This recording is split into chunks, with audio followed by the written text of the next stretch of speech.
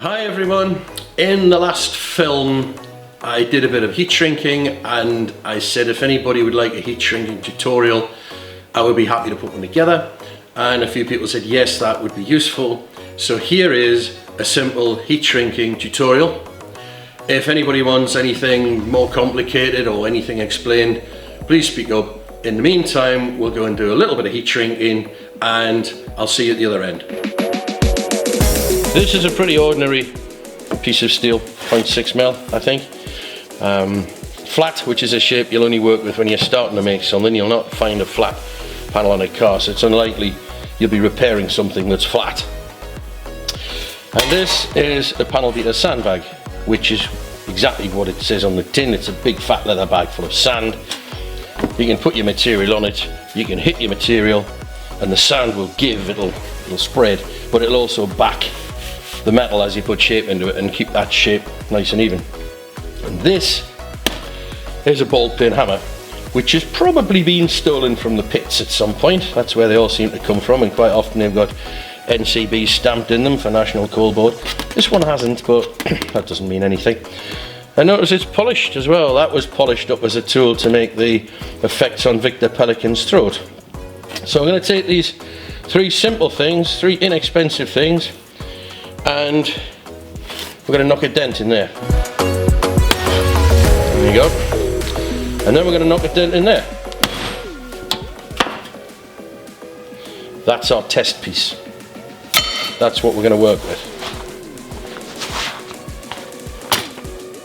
What we've achieved, if you scale it up with the hammer, is to take our piece of material from this condition to that condition. Yeah, that's pretty obvious. But now, obviously that's a much greater distance. If you had to walk that versus walk that, you've got to go up the hill down the other side. But the important thing is that this region here is now stretched. It's longer than it was. It's like toffee that's been stretched out. And the other thing at play here is that it's also harder than the surrounding metal, because if you bend metal, if you work it, it gets harder. That's why you can bend a piece of metal and you can bend it and bend it and bend it, it'll snap like a biscuit in the end, because it hardens as it goes.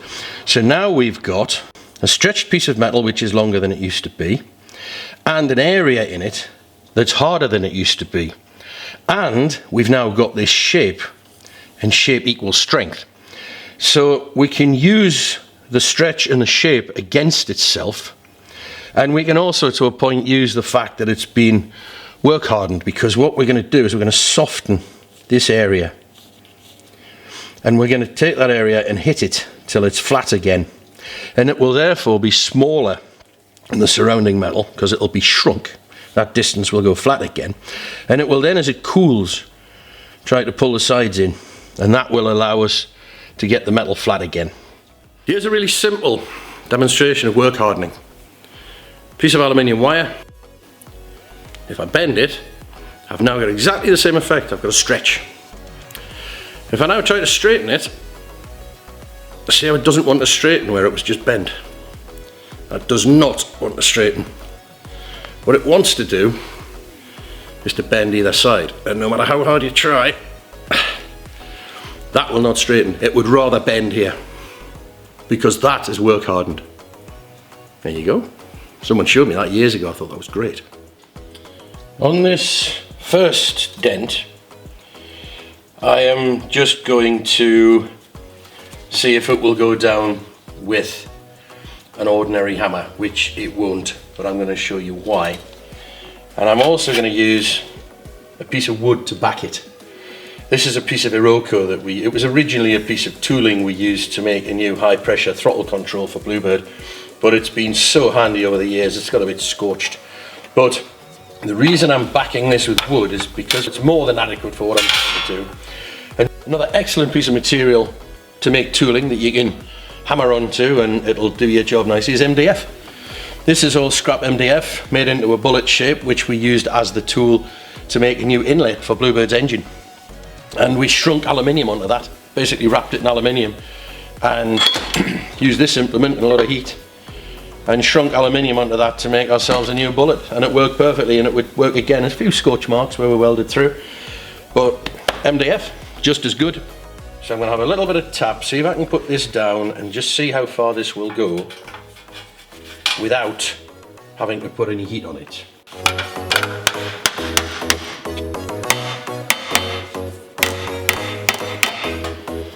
And you can see already the top's gone down, but we've got a... It's quite hard to see this. You can see the shape there. And that will go down. Let me turn it over.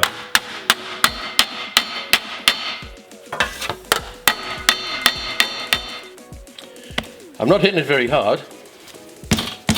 That's how hard I'm hitting it. That is literally how hard I'm hitting it. And that looks like it's gone down, sort of. But it hasn't. It's just been distributed through the metal a bit more evenly.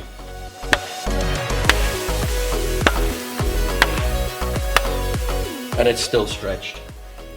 So now we've got this one. Pretty much the same bit of damage. But I'm going to put this one down with some heat.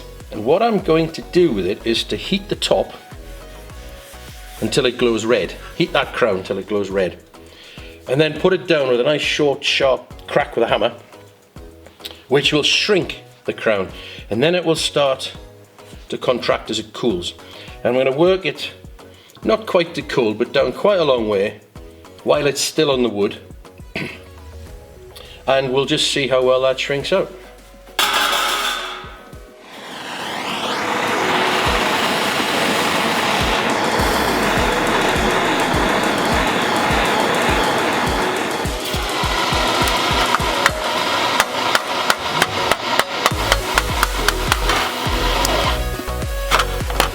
There we go. Very, very, very gentle. Very gentle taps. Put the whole area down. You see it's starting to go down onto the dolly.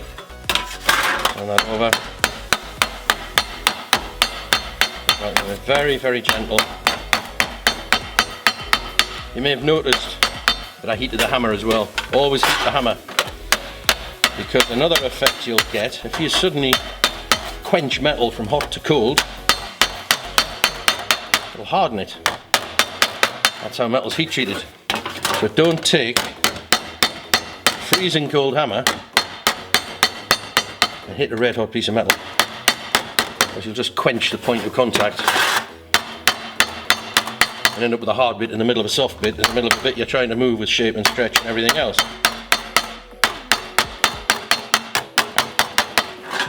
And you can keep at that as long as you want.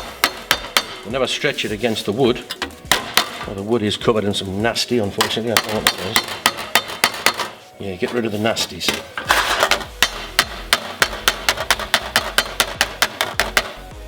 Okay, that's down. You can just see where the damage was. Single coat of high build primer will take care of that. What you'll notice about this is, whereas over here, you still got the stretch. Over here,